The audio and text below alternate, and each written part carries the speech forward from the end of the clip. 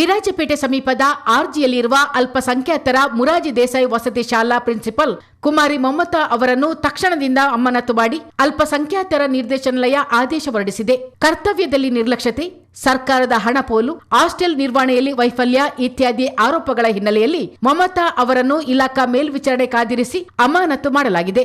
ಮಮತಾ ಅವರ ಕಾರ್ಯವೈಖರಿ ವಿರುದ್ಧ ಮುಖ್ಯಮಂತ್ರಿಗಳ ಕಾನೂನು ಸಲಹೆಗಾರರಾದ ಎಸ್ ಪೊನ್ನಣ್ಣ ಇಲಾಖೆಗೆ ಪತ್ರ ಬರೆದಿದ್ದರು. ಪ್ರಾಂಶುಪಾಲರ ವರ್ತನೆ ವಿರುದ್ಧ ವಿದ್ಯಾರ್ಥಿಗಳು ಸಿಡಿದೆದ್ದಿದ್ದು ಜಿಲ್ಲಾ ಎಸ್ಪಿ ರಾಮರಾಜನ್ ಕೂಡ ಭೇಟಿ ನೀಡಿದರು. ಇದರ ಬೆನ್ನಲ್ಲೇ ಶನಿವಾರ ನಡೆದ ಕೆಡಿಪಿ ಸಭೆಯಲ್ಲೂ ಪ್ರಾಂಶುಪಾಲರ ವಿರುದ್ಧ ಗಂಭೀರ ಚರ್ಚೆಯಾಯಿತು. ಮಮತಾ ಅವರ ವಿರುದ್ಧ ಕ್ರಮ ಕೈಗೊಳ್ಳದಿರುವ ಬಗ್ಗೆ ಸಚಿವ ಬೋಸ್ರಾಜ್ ಸಭೆಯಲ್ಲಿ ಇಲಾಖೆಗೆ ಫೋನ್ ಮಾಡಿ ಆಕ್ರೋಶ ಪ್ರಕಟಿಸಿದರು. ಅವರೆಲ್ಲ ಲೆಟರ್ ಬರೆದಿದ್ದಾರೆ. ಇಲ್ಲ 6 months ಆಯ್ತಂದಿಲ್ಲ. ಹೌದು, 2 ತಿಂಗಳಾಗಬೇಕು ಆ್ಯಕ್ಷನ್ ತಗೊಳ್ಳಿಕ್ಕೆ. ಅಲ್ಲಲ್ಲ ನೋಡ್ರಿ,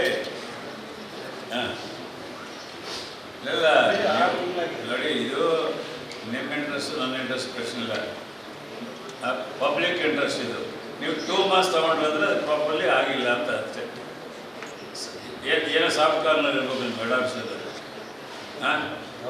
ಈಗ ಮಾತಾಡಿ, ಪೊನ್ನಣ್ಣವ್ರ ಮಾತಾಡಿ, ಇವತ್ತು ಮಾತಾಡಿ. Such things will not spare. ಮಕ್ಕಳ ವಿಷಯದಲ್ಲಿ ಏನಾದರೂ ಆಯ್ತಂದ್ರೆ ಯಾವ ಕೋರ್ಟ್ಗೆ ಹೋಗಲಿ, ಸುಪ್ರೀಂ ಕೋರ್ಟ್ಗೆ ಹೋಗಲಿ. ಇವತ್ತೇ ಮಾಡ್ಕೊಳ್ಳಿ.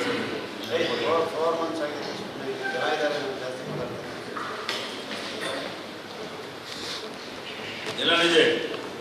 ಅದು ಈಗಾಗಲೇ ಸಫಿಷಿಯಂಟ್ ಟೈಮ್ ಕೊಟ್ಟರೆ ನಾನು ಮೀಟಿಂಗ್ನಲ್ಲಿ ಇವತ್ತು ಸಸ್ಪೆಂಡ್ ಮಾಡಿ ಕಳಿಸ್ತೀನಿ. ಇವತ್ತು ಆರ್ಡರ್ ಆಗಬೇಕು. CEO-ಗೆ ಒಂದು ವಾಟ್ಸಪ್ ಹಾಕ್ತೀನಿ ಮೀಟಿಂಗ್. ಏನು ಹುಡುಗಾಟ ಮಾಡ್ತೀರಾ? ಯಾಕ್ರಿ ನೀವು ನಾವೆಲ್ಲ ಇರೋದಿಲ್ಲ?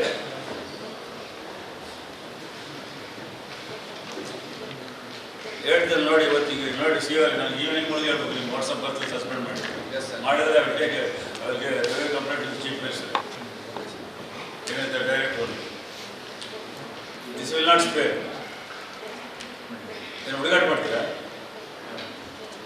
ಆಟ ಆಡ್ತೀರಾ? ಸ್ಟೂಡೆಂಟ್ಸ್ ಎಲ್ಲ ಬಂದು ಕಂಪ್ಲೇಂಟ್ ಮಾಡಿದ್ದಾರೆ. ಪೊಲೀಸ್ SP ಅವರೆಲ್ಲ ಹೋಗಿದ್ದಾರೆ.